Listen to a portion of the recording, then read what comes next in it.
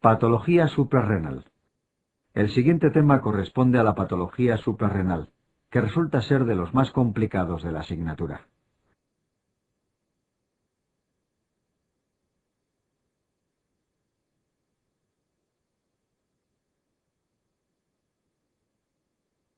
Fisiología suprarrenal.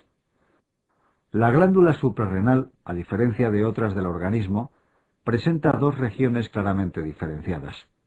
Por un lado nos encontramos con la corteza suprarrenal y por otro con la médula. En la corteza suprarrenal se distinguen a su vez dos zonas. En primer lugar encontramos la capa glomerular. Esta zona es la encargada de sintetizar los mineralocorticoides, siendo el más abundante y con mayor efecto biológico la aldosterona. A continuación aparece la capa fascículo reticular. En esta capa es donde se sintetizan los glucocorticoides, siendo el más abundante y potente el cortisol y los andrógenos. El andrógeno que se origina fundamentalmente en la suprarrenal es la dehidroepiandrosterona sulfato o DHEA sulfato.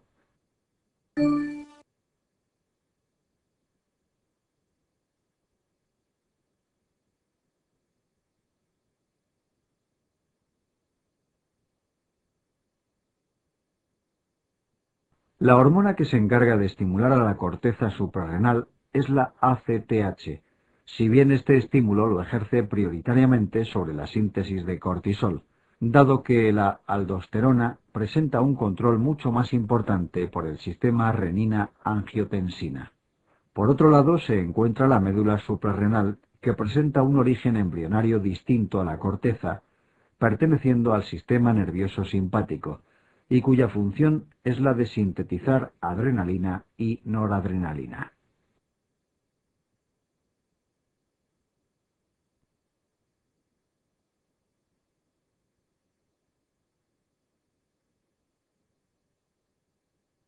Las hormonas esteroideas, al tener un origen lipídico, son capaces de atravesar la membrana plasmática celular de forma pasiva. Dentro de las células se unen dos receptores propios, presentando las distintas hormonas esteroideas distinta afinidad por cada uno de ellos. Así, los mineralcorticoides se unen al receptor tipo 1, produciendo sus acciones conocidas, que son la reabsorción de sodio en el túbulo distal y la eliminación de potasio e hidrogeniones.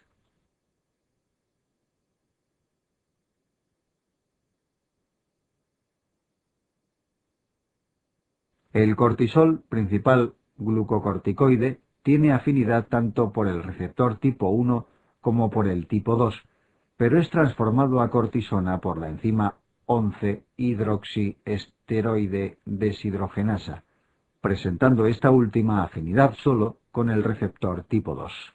Esta capacidad del cortisol para unirse a ambos receptores resulta de especial importancia para entender las alteraciones iónicas que aparecen en patologías como el síndrome de Cushing.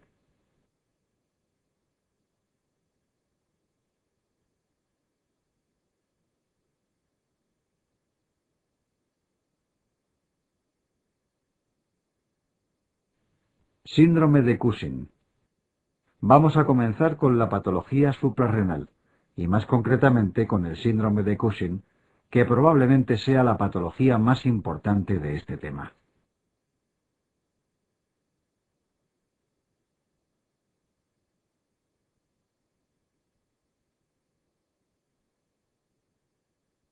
Etiología.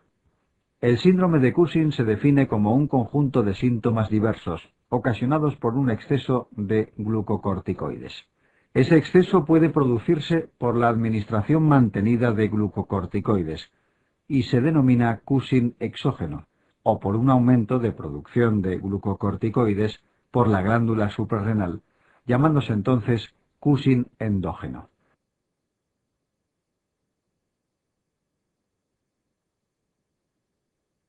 El síndrome de Cushing más frecuente es el exógeno, que analíticamente es fácil de diagnosticar, al encontrar tanto unas cifras de ACTH como de cortisol suprimidas.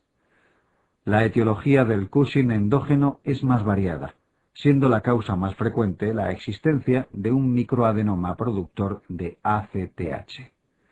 Le siguen en frecuencia el macroadenoma hipofisario productor de ACTH, el Cushing ectópico y el de origen suprarrenal. Este último puede deberse a la existencia de un adenoma, una hiperplasia uni- o bilateral o por un carcinoma suprarrenal.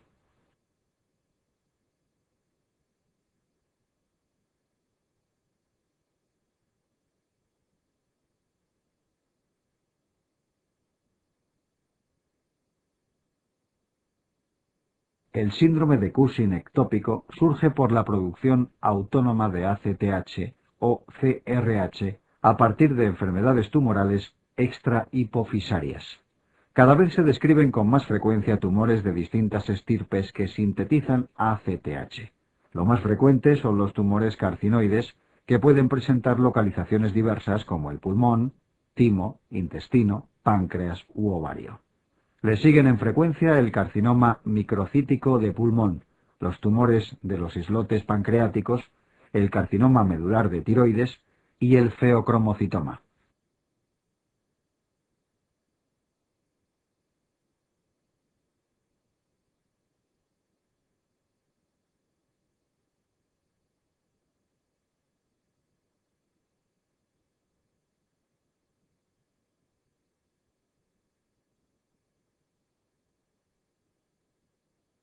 Clínica. La clínica del síndrome de Cushing es muy variada. Por un lado encontramos un fenotipo muy característico que consiste en la existencia de obesidad troncular, cara redondeada, estrías ronjovinosas, hematomas y extremidades finas. También es frecuente la asociación de alteraciones metabólicas como la hipertensión arterial, alteraciones del metabolismo hidrocarbonato y osteoporosis.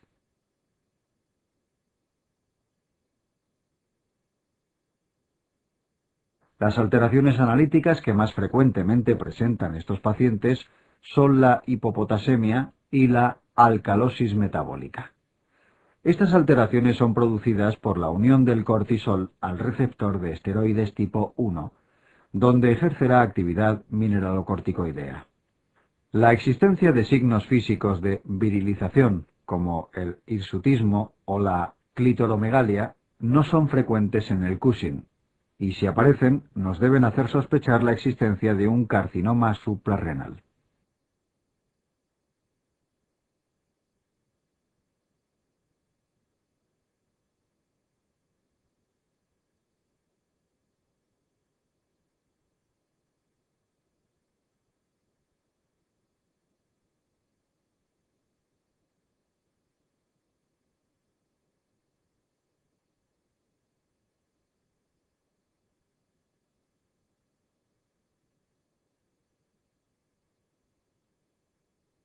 Sin embargo, la clínica puede presentar diversas variaciones en función de la etiología del síndrome.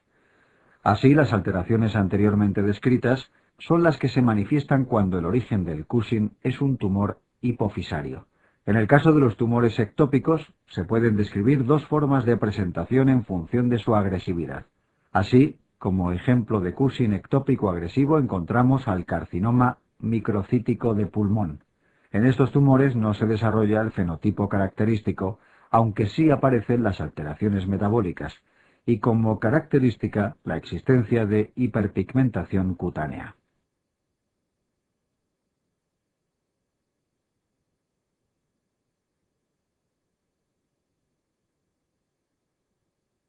Este hallazgo es debido a la existencia de concentraciones plasmáticas muy elevadas de ACTH y es raro que aparezca en los tumores hipofisarios, y nunca aparece ni en el Cushing exógeno ni en el suprarrenal, dado que los niveles de esta hormona se encuentran suprimidos.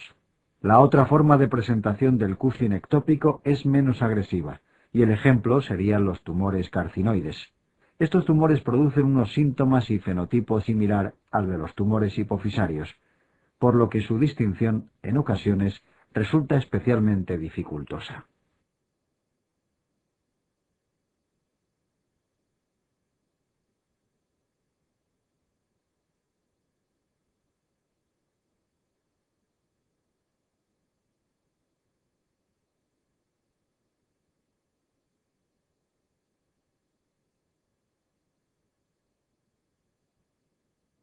Diagnóstico diferencial. Un apartado de especial importancia en este tema es el del diagnóstico diferencial. Ante un paciente con sospecha de Cushing, se debe realizar en primer lugar un test de screening. Estas pruebas presentan una sensibilidad muy elevada, y los de elección son la determinación del cortisol libre en orina de 24 horas y el test de supresión con 1 miligramo de dexametasona. El primero resulta patológico si encontramos un aumento de la cortisoluria, y el segundo resulta anormal si el cortisol no suprime con la administración del fármaco.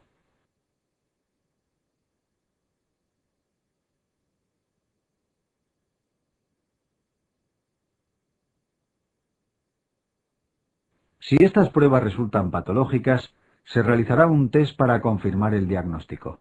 Este test presenta una alta especificidad, y el de elección es la supresión con 2 miligramos de dexametasona. También puede realizarse confirmando la elevación del cortisol en sangre a las 23 horas.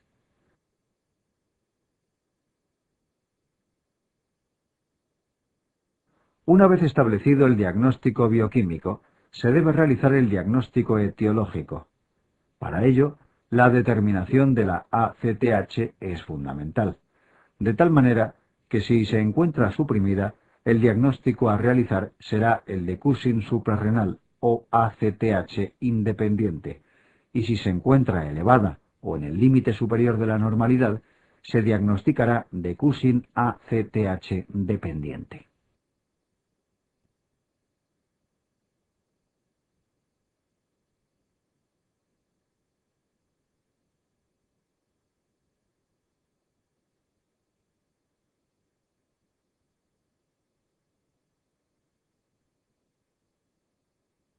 Como se comentó con anterioridad, el Cushing de origen suprarrenal puede deberse a la existencia de un adenoma, una hiperplasia o un carcinoma.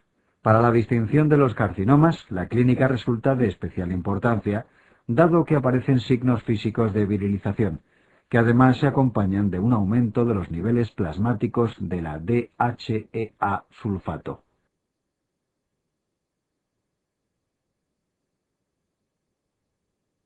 Para diferenciar entre un adenoma y una hiperplasia, es preciso recurrir a técnicas de imagen de alta resolución, siendo de elección el TAC helicoidal. El tratamiento de elección para el Cushing suprarrenal es la cirugía. Para el caso de los adenomas, se suele realizar suprarrenalectomía unilateral por vía laparoscópica. En las hiperplasias bilaterales se realiza una extirpación bilateral.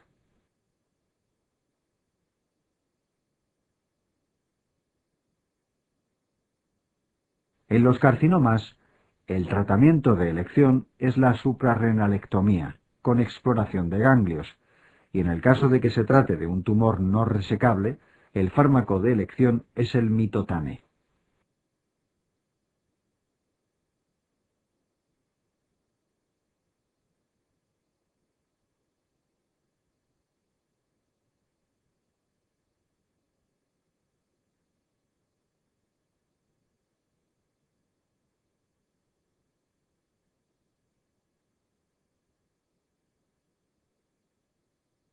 El diagnóstico diferencial de las distintas formas de Cushing ACTH dependiente puede resultar más complicado.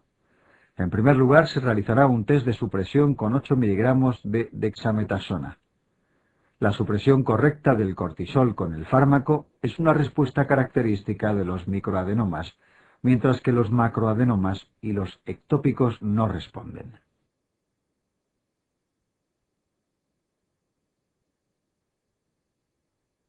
En el caso de ausencia de supresión del cortisol con la dexametasona, se deberá realizar una prueba para valorar la integridad del eje hipotálamo hipofisario suprarrenal. Para ello se administra CRH o desmopresina, considerando una respuesta apropiada la elevación de la ACTH y del cortisol. Si esta respuesta se produce, el diagnóstico será el de tumor hipofisario.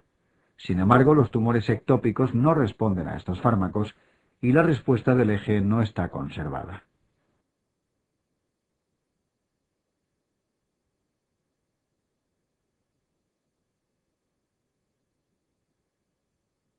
En función de la sospecha clínica, se solicitará una prueba de imagen. La de elección para los micro y macroadenomas es la resonancia magnética. Para los tumores ectópicos es el TAC corporal. Y en caso de no visualizarse el tumor, se puede realizar una gammagrafía con pentetreótido, más conocido como Octreoscan.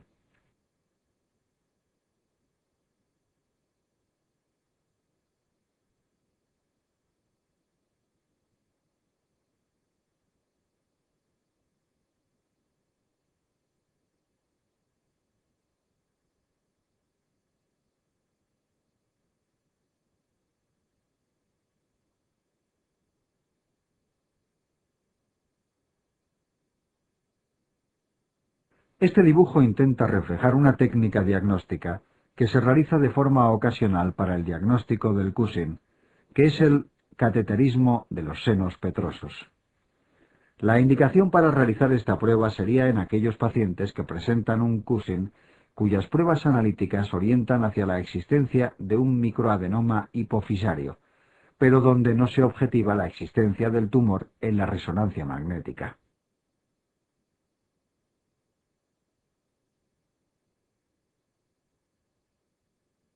Mediante esta técnica se determina la concentración de ACTH en los senos petrosos inferiores, lugar donde drena la hipófisis y al mismo tiempo en una vena periférica. Si encontramos un gradiente positivo con una mayor concentración de ACTH en los senos, el diagnóstico será el de microadenoma hipofisario. Si por el contrario no existe gradiente y la concentración de ACTH es similar, nos encontraremos ante un Cushing ectópico probablemente causado por un tumor carcinoide.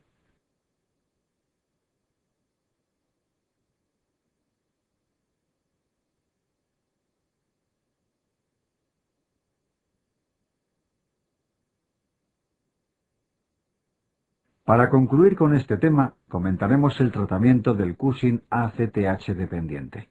En el caso de los tumores hipofisarios, la cirugía transesfenoidal es de elección, quedando la radioterapia en un segundo escalón terapéutico en caso de persistir restos tumorales. Por otra parte, el tratamiento de elección del Cushing ectópico es la extirpación del tumor que lo origina. Sin embargo, en ocasiones estos tumores no se consiguen visualizar y el paciente puede presentar sintomatología grave derivada del exceso de cortisol. En esta situación es cuando se encuentra indicada la realización de una suprarrenalectomía farmacológica. Entre los fármacos más empleados se encuentran el ketoconazol y la aminoglutetimida.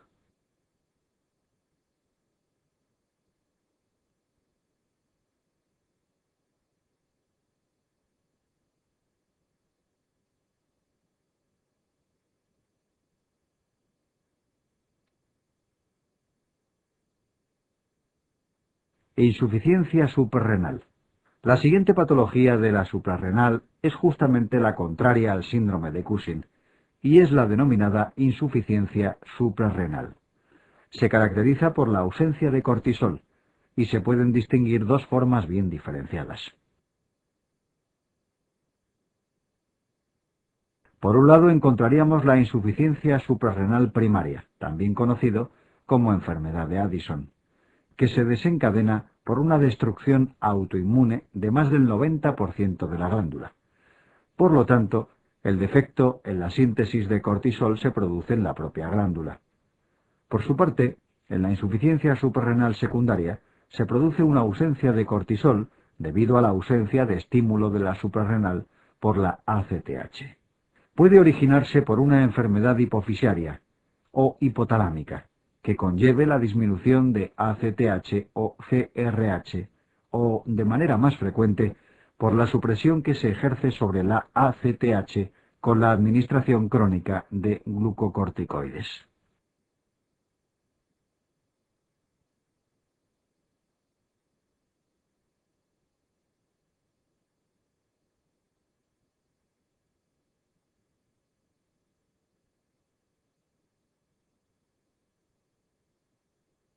Etiología. La etiología de la insuficiencia suprarrenal es diferente entre la primaria y la secundaria. La causa más frecuente de insuficiencia suprarrenal primaria es la adrenalitis autoinmune. En segundo lugar, se encuentra dentro de las infecciones la tuberculosis.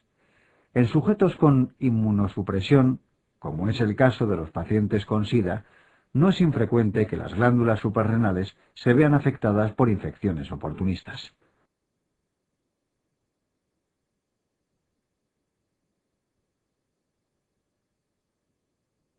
Las glándulas suprarrenales es un lugar donde con relativa frecuencia aparecen metástasis y deben ser descartadas en pacientes con cáncer y sintomatología compatible con insuficiencia suprarrenal. Otra más infrecuente es la hemorragia bilateral de la suprarrenal.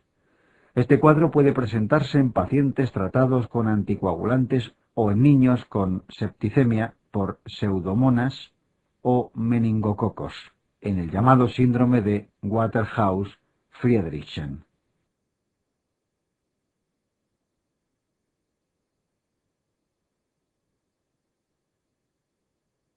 Por su parte, la etiología de la insuficiencia suprarrenal secundaria es más limitada. Las más frecuentes son la administración prolongada de glucocorticoides y cualquier causa que produzca hipopituitarismo, siendo muy infrecuentes el déficit aislado de ACTH y la producción tumoral de esteroides.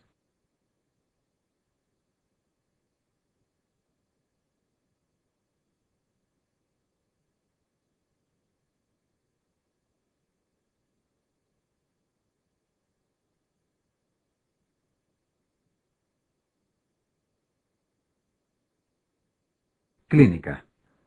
Las manifestaciones clínicas de la insuficiencia suprarrenal aparecen generalmente de forma gradual e insidiosa, y existen algunas diferencias entre la forma primaria y la secundaria. Los síntomas comunes a ambas son la astenia intensa, que es la manifestación clínica más frecuente, la pérdida de peso, las molestias gástricas, consistentes en náuseas y vómitos, y la hipoglucemia.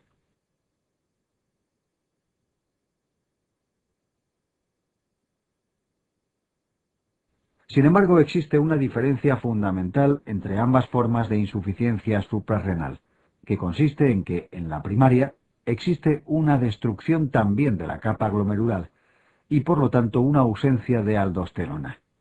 Por su parte, en la secundaria, la aldosterona se mantiene dentro de la normalidad, por el estímulo del sistema renina-angiotensina.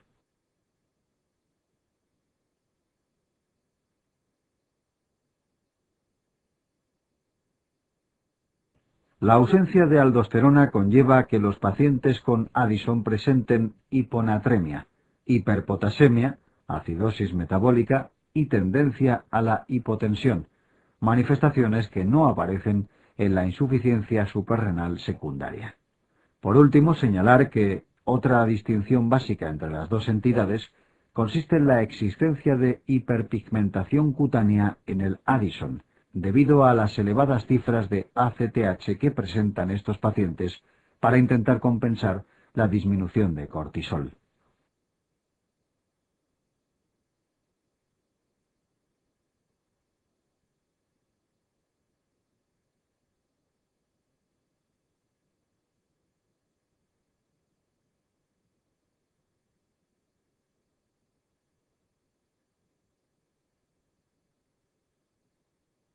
Insuficiencia suprarrenal aguda. Crisis suprarrenal. Cualquiera de las formas anteriormente expuestas de insuficiencia suprarrenal crónica pueden evolucionar hacia una crisis suprarrenal o insuficiencia suprarrenal aguda. La causa más frecuente sería la suspensión brusca de un tratamiento corticoideo prolongado. En segundo lugar, aparecería cualquier situación de estrés, como una enfermedad grave, cirugía, sepsis o traumatismo, en el seno de una insuficiencia suprarrenal ya diagnosticada.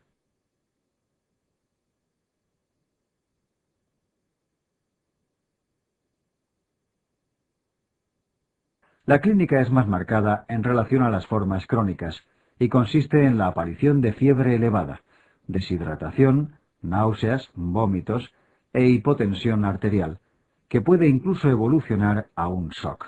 Las alteraciones iónicas y en el equilibrio ácido-base, como la hiponatremia, hiperpotasemia y la acidosis metabólica, son características de la insuficiencia suprarrenal primaria, apareciendo únicamente la hiponatremia en la secundaria.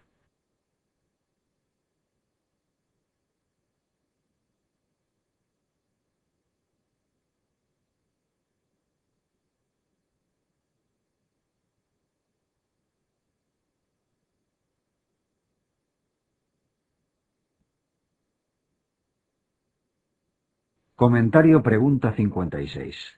La pregunta 56 del test merece un comentario especial, dado que recoge las alteraciones analíticas que pueden aparecer en distintas patologías de la suprarrenal. En el síndrome de Cushing aparece hipopotasemia y alcalosis metabólica, debido a que el exceso de cortisol circulante se une a los receptores tipo 1, produciendo, por tanto, efectos mineralocorticoideos. Las alteraciones hematológicas son frecuentes, siendo la leucocitosis con neutrofilia y la eosinopenia las más características. En la enfermedad de Addison, que cursa con ausencia de aldosterona y cortisol, existirá hiponatremia, hiperpotasemia, acidosis metabólica y alteraciones en el patrón sanguíneo como la anemia y la linfocitosis.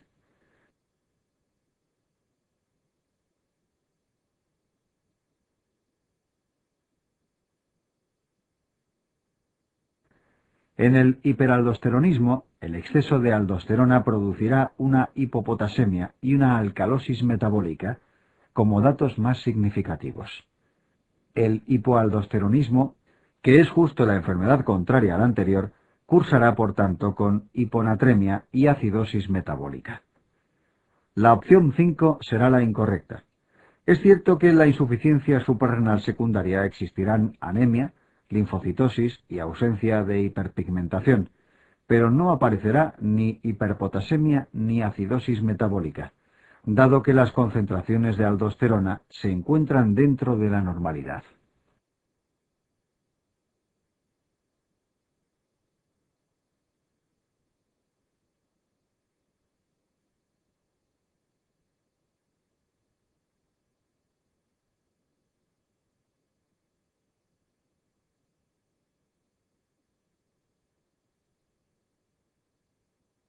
Diagnóstico. A la hora de evaluar a un paciente con sospecha de insuficiencia suprarrenal, la primera prueba que se suele solicitar es la determinación del cortisol basal a primera hora de la mañana. En caso de encontrar un cortisol inferior a 3,5, se procederá al diagnóstico de insuficiencia suprarrenal, sin requerir ninguna otra prueba complementaria. Si por el contrario el cortisol basal es superior a 18, se descartará esta enfermedad.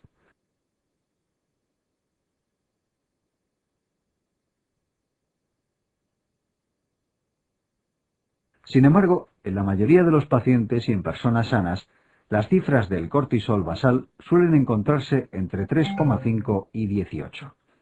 Por este motivo, en casi todas las ocasiones, para realizar el diagnóstico, es preciso emplear el test de estimulación con ACTH. Este test consiste en la administración de ACTH y la medición del cortisol a los 0 y 30 minutos. Si tras el estímulo el cortisol asciende por encima de 18, se descarta la enfermedad. Si por el contrario no existe respuesta del cortisol, se procederá al diagnóstico.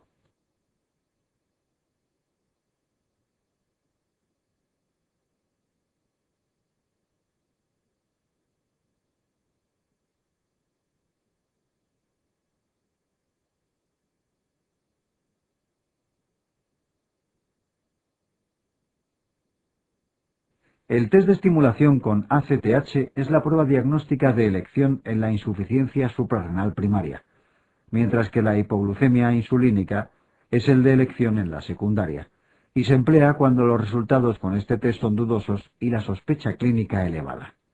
Como se aprecia en el cuadro, otra distinción entre la insuficiencia suprarrenal primaria y la secundaria consiste en la respuesta de la aldosterona ante la ACTH, que se produce en esta última a diferencia de en el Addison.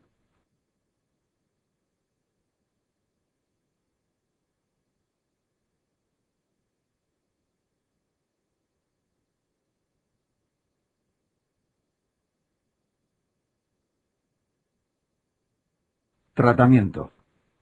En el tratamiento de la insuficiencia suprarrenal se deben distinguir distintas situaciones. Por un lado, en la enfermedad de Addison estable, el tratamiento consistirá en la reposición de los glucocorticoides, para lo que se emplea la hidrocortisona, que es el equivalente al cortisol, y de los mineralocorticoides, siendo la fludrocortisona el equivalente a la aldosterona. Es muy importante instruir a los pacientes a que en situaciones de estrés leve deberán doblar o triplicar la dosis de hidrocortisona para evitar la aparición de una crisis suprarrenal. También deben ser conscientes de que si presentan alguna patología intercurrente que les impida tomar el fármaco, deberán acudir al hospital para que se les administre por vía parenteral.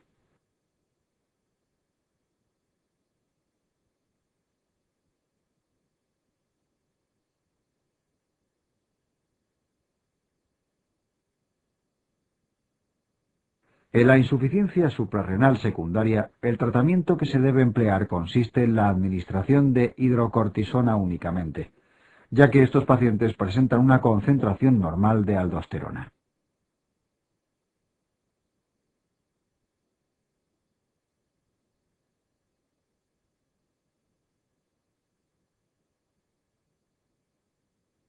Muy importante es el tratamiento de la crisis suprarrenal. En estas situaciones el paciente suele presentar pérdida de volumen e hipotensión, por lo que la administración de suero salino debe ser una de las prioridades. También es básica la administración de hidrocortisona por vía intravenosa en dosis muy elevadas. Es importante señalar que no es necesario la administración de flucrocortisona, ya que la hidrocortisona administrada en dosis altas produce efectos mineralcorticoideos.